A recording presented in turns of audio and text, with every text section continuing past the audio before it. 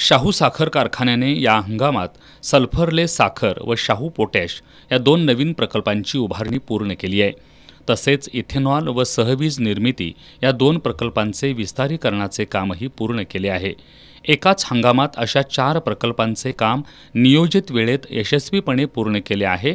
हेच शाहूचे वेगळेपण आहे, असं प्रतिपादन शाहू ग्रुपचे अध्यक्ष राजे समरजित सिंह घाटगे यांनी केले। छत्रपती शाहू साखर कारखान्याच्या कोजनरेशन विस्तारीकरण प्रकल्पांतर्गत नव्यानं 75 टनी बॉयलर उभारण्यात आलाय। या बॉयलर अग्निप्रदीपन सोहळा शाहू ग्रुपचे अध्यक्ष समरजित सिंह घाटगे आणि नवोदिता घाटगे यांच्या हस्ते संपन्न झाला। कारखान्याच्या अध्यक्षा सुभासिनी देवी घाटगे यांची यावेळी प्रमुख उपस्थिती होती। यावेळी बोलताना एकाच हंगामात 4 प्रकल्पांचं काम वेळेत पूर्ण करून शाहू कारखान्यानं आपलं वेगळेपण सिद्ध केलं असल्याचं समरजित सिंह घाटगे यांनी सांगितलं। नवीन बॉयलरचं काम वेळेत आणि यशस्वीपणे पूर्ण केल्याबद्दल सिट्सन इंडिया कंपनीचे प्रतिनिधी प्रोजेक्ट मॅनेजर राजेंद्र दळवी आणि जनरल मॅनेजर मलिक नदाफ यांचा कारखाना प्रशासनाच्या वतीनं सत्कार करण्यात आला।